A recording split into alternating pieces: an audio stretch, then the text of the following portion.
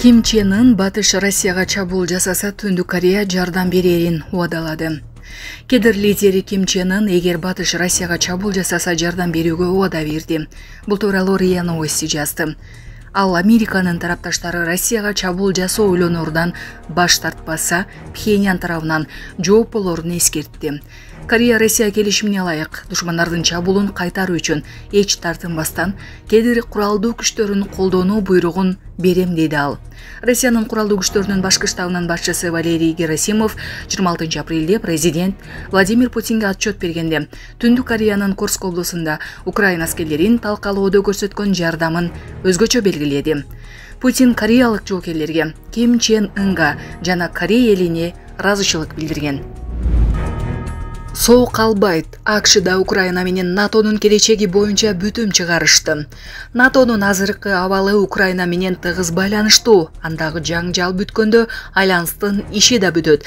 Мындай пикирин Америка армиясынын мурдагы полковниги Дуглас Макгрегор YouTube платформасында билдиргенин РИА Новости жазды. НАТО бул жаңжалдан соо чыкпайт.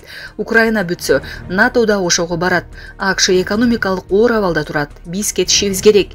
Негизи 90-жылдардын аягында эле ошентиш керек болчу. Ошондо Европадагы, Америкадагы альянсты сактап калууга себеп издешкен. Акыры себеп табышкан. Ал Балкан аймагындагылар болгон деген ал. Мурдагы полковник азыркы заманда НАТОдой уюмдарга орун жоктугун айткан. Жаңылыш ойлорда чоң роль ойнойт. Бары Россияны баалаган эмес, өздөрүн өйдө коюп, артыкча баалап алышкан. Дүйнө өзгөргөнүн эчки мойнуна алгысы келбейт. Эми Россияны эч нерсе токтото албайт. НАТО жоюлган соң артынан эле евро биримдик жоюлат деген Макгрегор. Акыркы учурларда Батыштан НАТО менен Россия ортосунда төз куралдуу кагылышуулар болуп жатат деген ойлор көп айтыла баштады. Кремль Москва эч кимди коркутпай турганын, бирок анын кызыкчылыгына кооптуу аракеттерди жасагандарды да көз жаздымда калтырбай турганын билдирген. Мындан тышкары соңку жылдарда Россия НАТОнун батыш чек арасындагы болуп көрбөгөндөй активдүүлүгүн байкап келүүдө. Альянс демилгелерин кеңейтип, аны Россиянын агрессиясын токтотуу деп атоодо. Москва альянстын Европадагы күчтөрдүн көбөйүшүнө түйшөлгөнүн бир нече жолу билдирген. Россиянын тышкы иштер министрлиги Москва НАТО менен диалогго ачык экенин, бирок бул тең укуктуу негизде болорун белгилеп, муну менен катар эле батыш континентти аскердик нукка буруудан баш тартышы кажет экенин билдирген. Путин Киевке түз сүйлөшүүнү 15 майда Стамбулда жандандырууну сунуштады.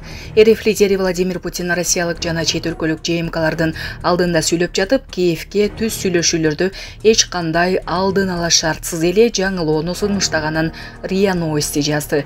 Урматтуу Москва шаарындагы мекендештер, Умбем клиникасы төмөнкү кызматтарды сунуштайбыз. Педиатр, гинекология, стоматология, неврология, хирургия, кардиология, лор, УЗИ жана башка. Андан тышкары массаж жана бардык лабораториялык анализдер. Толук маалымат +7 925 103 22 77. Биздин дарек Москва шаары, метро Нахимовский проспект, Сивашская 7, корпус 2. Сиздин ден соолугуңуз биздин камкордук.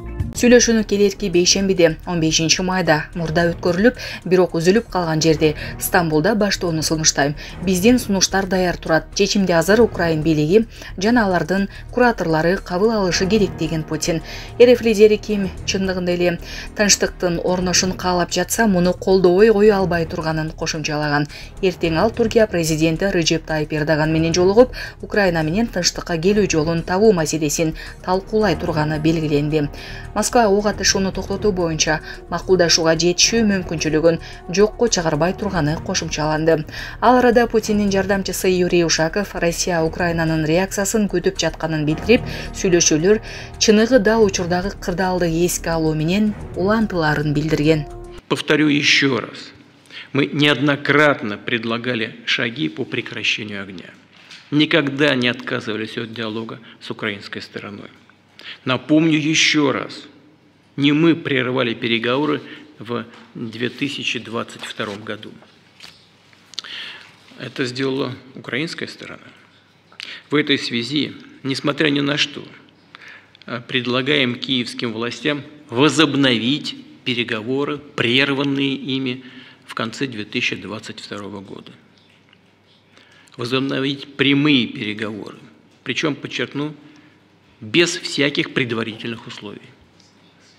Начать предлагаем без промедления уже в следующий четверг, 15 мая, в Стамбуле, там, где они проводились ранее и там, где они были прерваны.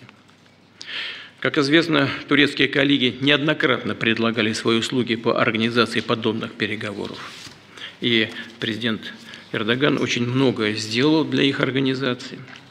Напомню, что эти переговоры, в результате этих переговоров был подготовлен совместный проект документа, и он был парафирован руководителем Киевской переговорной группы.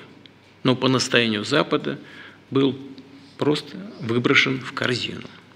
Завтра у нас намечен разговор с президентом Турции, господином Эрдоганом. Я хочу попросить его о том, чтобы он предоставил такую возможность проведения переговоров в Турции. Надеюсь, что он подтвердит свое желание способствовать поиску мира на Украине. Мы настроены на серьезные переговоры с Украиной. Их смысл в том, чтобы устранить первопричины конфликта, выйти на установление долгосрочного, прочного мира на историческую перспективу. Не исключаем, что в ходе этих переговоров удастся договориться и о каких-то новых перемириях, о новом прекращении огня, причем о реальном перемирии, которое соблюдалось бы не только Россией, но и украинской стороной. Было бы первым шагом, повторяю, к долгосрочному устойчивому миру, а не прологом к продолжению вооруженного конфликта после довооружения, доукомплектования ВСУ и лихорадочного рытья окопов и новых опорных пунктов. Кому нужен такой мир? Наше предложение, что называется, на столе. Решение сейчас за украинскими властями и их кураторами, которые, руководствуясь, похоже, своими личными политическими амбициями, а не интересами своих народов, хотят продолжать войну с Россией руками украинских националистов. Повторю, Россия готова к переговорам без всяких предварительных условий. Сейчас идут боевые действия, война, а мы предлагаем возобновить переговоры, прерванные не нами.